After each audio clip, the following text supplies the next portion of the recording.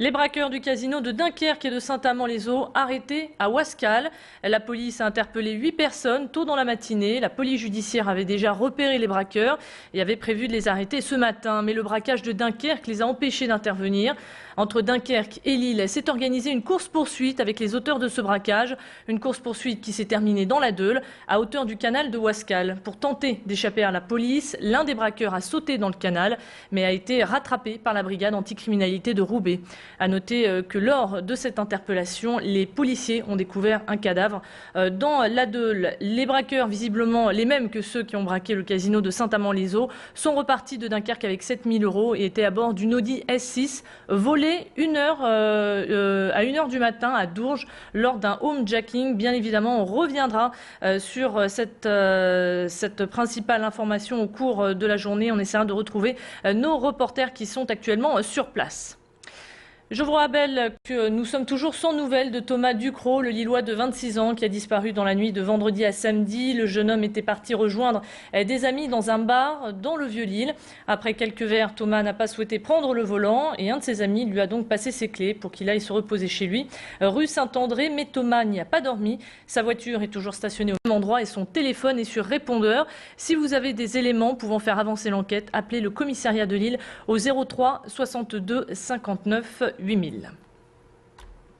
Le trafic SNCF était perturbé ce matin entre Lille et Paris en raison d'un vol de câbles. Les TGV Nord et les trains Thalys entre la France et le Benelux ont subi des retards d'environ une demi-heure ce matin. Les malfaiteurs ont dérobé 30 mètres de câbles, des câbles qui sont composés principalement de cuivre, une matière très recherchée dont le cours flambe actuellement sur les marchés. Le prix du cuivre a atteint jeudi dernier un record historique. Pour la première fois, le seuil des 10 000 $ la tonne a été dépassé. En France, ces vols ont augmenté de 100% l'année dernière par rapport à 2009 et le Nord-Pas-de-Calais est l'une des régions les plus touchées. Pour dissuader les voleurs, le ministère de l'économie a publié un décret qui fixe désormais à 500 € maximum les paiements en espèces de métaux ferreux et non ferreux. Avant, la limite était fixée à 3 000 €. Le nombre du jour, c'est 5 000. Depuis le passage à la TNT, France Télé Numérique a reçu 5 000 appels. Et puis cette nuit, si vous regardiez la télévision, vous avez peut-être été surpris par un écran noir de minuit 03 à 3 h du matin. Impossible de recevoir la TNT via l'émetteur de Bouvigny, puisque ce dernier s'est éteint pendant quelques heures. Le retour à la normale a été signalé tôt dans la matinée. Et puis si vous regardiez nos programmes, vous n'avez pas été concerné, car Grandly TV est sur un autre émetteur, celui de Wattignies. Et puis ce soir, sachez que Mehdi Hariri recevra sur notre plateau le président directeur général de Grandly TV, Bruno Lecluse. La colère des magistrats gagne du terrain après Nantes, Nice et Rodez. Le Nord est également touché par un vent de contestation.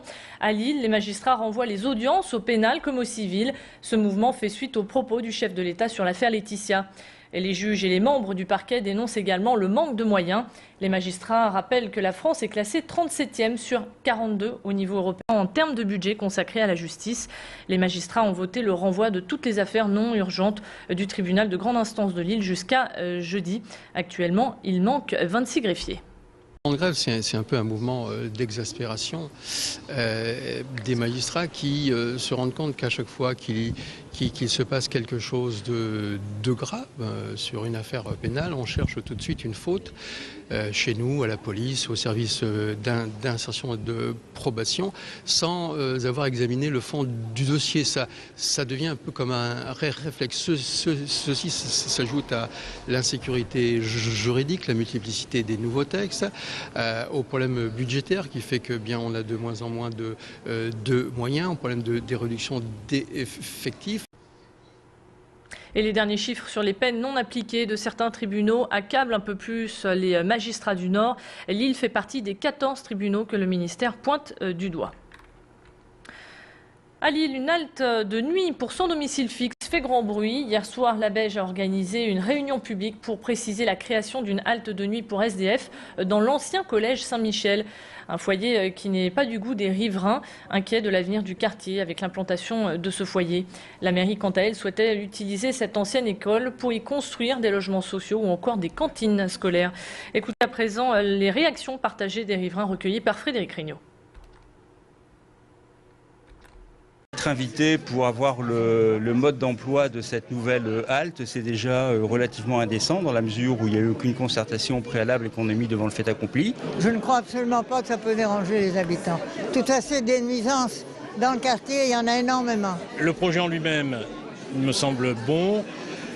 Il y a des questions auxquelles il faut veiller, il y a des questions de sécurité, il y a des questions d'harmonie auxquelles il faut veiller. Je ne m'attendais pas à une telle virulence de la part des habitants, même si je savais bien qu'une partie des habitants, pas tous, mais une bonne partie d'entre eux étaient opposés à ce projet. Du côté de Croix, il y a de l'espace, on peut les installer là-bas. Oui, mais on demande que ce soit dans le centre de l'île. Mais là-bas, au moins, ils vont respirer du bon air, quoi.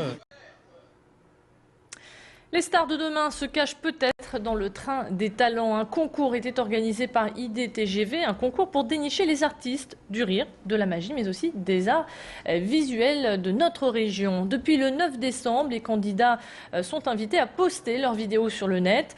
Et les personnes sélectionnées de la métropole lilloise ont pu passer devant un jury de professionnels à Croix. Une personne de chaque catégorie a été retenue pour participer à la grande finale qui se déroulera à Paris. On écoutera dans le prochain quart d'heure les grands vainqueurs de ce concours sur la métropole lilloise. Pour l'heure, c'est la fin de cette édition. Merci de l'avoir suivi. On se retrouve dans un tout petit instant pour faire le point sur votre météo et sur le trafic. À tout de suite.